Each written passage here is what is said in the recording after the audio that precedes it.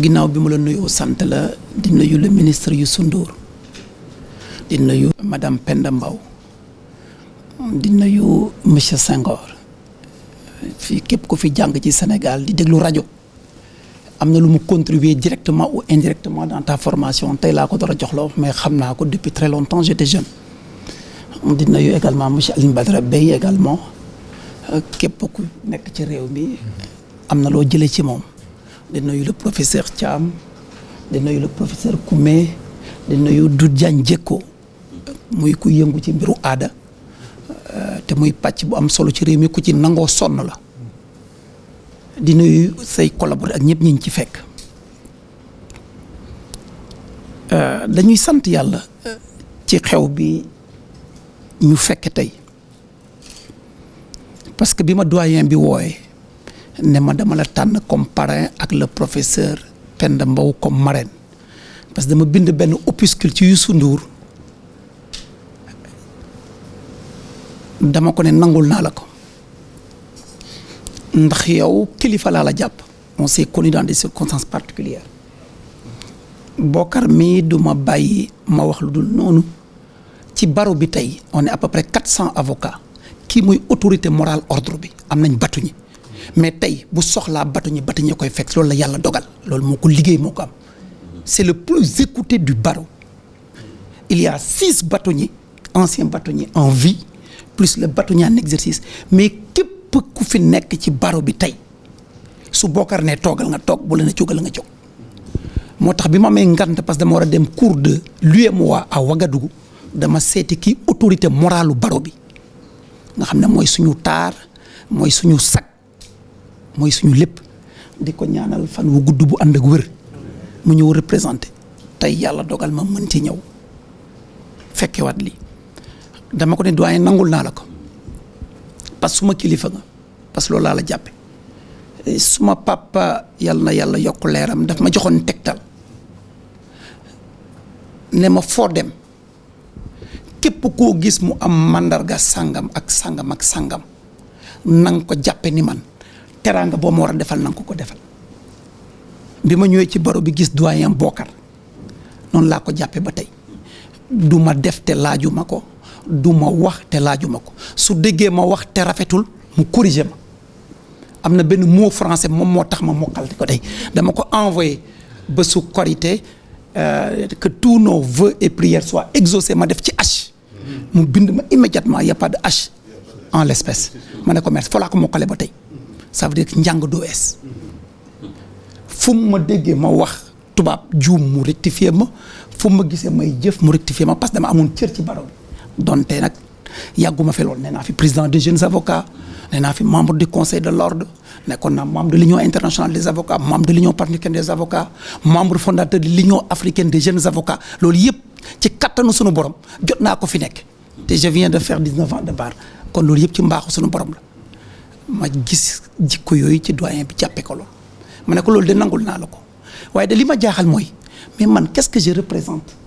man Moussa Gambul saa Gambul mooy suñu dëkk maa ngi dëkk di ku mu jox Gambul congu di ab séeréer yoonu Kaolack man d'ailleurs j'adore qu'on me dit saa Gambul c'est que suma xarit yi nekk université yëpp loolu lañ ma xam c'est que ñëpp après ils sont devenus certains même ils sont devenus ministres dañuy romb suñu bund ni mais yow booy da ñuy fonto mais Gambul bi ñu doon rey wax ndeke dëkk su ndaw si la mën a yaa ko gis de loolu la yàlla dogal c'est 50 maisons donc ma ne ko man lan laa liggéeyal suma profession lan laa liggéeyal réew mi ba kilifa gu toll ne Youssou Ndour macha allah nga bind ci moom opuscule ne man nga def pare di ma dendale ak madame la ministre Penda Mbow nga xam ne quand j'étais au lycée nga xam ne jamono ju RTS sa fi amoon ñett jigéen soxna laa gis ñu ma njëkk a impressionné parce que ñoo doon génn RTS di def débat mooy madame Penda Mbow Fatou Sow Sarr Marie-Angélique Savané elles m'ont toujours impressionné pour les femmes intellectuelles ba tey ñooy suma référence suma taaw bu jigéen bi ne France di jàng toujours yéen laa koy jox référence mu ngi def droit à Montpellier jigéen ñi politique y avait Maïmouna Kane qui m'a toujours impressionné par son élégance sa beauté sa grâce sa sagesse daf ma mos a impressionné ak la dame bi nekk 2S actuellement Hélène Tine ndax pas-pasam dëggoom et cetera donc ma ne man lan laa liggéeyal réew mi ma ne xanaa peut-être yaakaar la moo tax mu tuddee ma ko may wax dëgg fa yàlla man tollu ma fu ñu mën a jëlee turu Youssou Ndour qui est une icône internationale qui est un monument qui nous a rendu une fierté parce que booy lire taarix Youssou Ndour moo fi njëkk a def mbalax organiser ko bañ mën ko jouer sur le plan international décomplexé vous nous avez décomplexé et moi je suis un homme fondamentalement qui tient à ces valeurs autant je tiens à l'ouverture autant je le dis toujours je n'ai qu'une seule ambition d'être un Sénégalais fondamental ouvert sur le monde et ancré dans nos valeurs de jom de kersa muñalante suturlante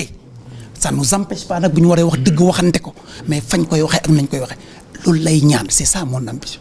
je dis lu ma liggéeyal yàlla mais naa ko nangu ci laa ne nag doyen mu représenté ma ñu wax ma taxawaay bu rafet ba pour terminer pour vous monsieur le ministre en tant qu'artiste parce que je disais au doyen ni nga tuddee livre bi je ne peux pas trouver mieux c'est exactement ça le génie éternel loolu nag yàllay may waaye bi ko yàlla mayee itam ni da ngay am fulla sa bopp moi ce que je retiens de vous ku am fulla sa bopp gëm sa bopp malgré votre stature vous avez jamais résidé en Europe xaw ma la tey laa la mës a gis rencontré je vous ai suivi mais loolu dama ko naw waaw te moo tax ma waxoon doyen wax ko yóbbante une phrase ne man loolu lay témoigner ci Youssou Ndour l'artiste Youssou Ndour est une fierté nationale un modèle à bien des égards pour la jeunesse et pour le peuple sénégalais donc ñun ñu ngi lay sagoo ci fi nga yóbbu teraanga fonkel wegelu nit ku ñuul waxuma Sénégal parce que wees nga Sénégal vous êtes une icône mondiale fi nga yóbbu deru nit ku ñuul taxawaayam ñun ñii ay ndaw ñu ciy sagu fu ñu dem ci monde bi je suis allé dans 34 pays plaidés dans le monde fu ma dem su nee musique on me demande Youssou Ndour su nee football on me demande El Hadj Diouf loolu la yàlla dogal fu ñu dem rek kon loolu la yàlla dogal kon nag bu weesee loolu ñuy seede te mooy li ñu xam ci yow mooy phrase boobu ma wax di la ñaanal jàmm di la ñaanal sutura di la ñaanal njaboot gu barke lépp li nga taxawal pour réew mi yàlla nekk njëriñu askan wi di ñaanal kilifa yi fi toog yëpp yàlla dafa leen jàmm di ñaan ci réew mi jàmm dama naan lu dul jàmm ko gën du tere nag li nga xam ne ñoo ko bokk dama koy wax souvent léeg-léeg ñu laaj ma dans les médias ay questions à 2 titres tantôt on me pose des questions en tant qu'expert su boobaa damay wax li yoon wax muy xam-xam mu néew mu bari mais na ma ko gisee lay wax yem ca léeg-léeg ñu laaj ma en tant que citoyen su ma laajee nag en tant que citoyen damay wax ci li ma yaakaar mooy defar réew mi damay wax ci li ma yaakaar ne mooy yàq réew mi waaye lu mu ci mënti doon nañ ko defee de bonne foi mooy man de ñaanuma yàlla taxaw ci ab télé ou rajo di du am nit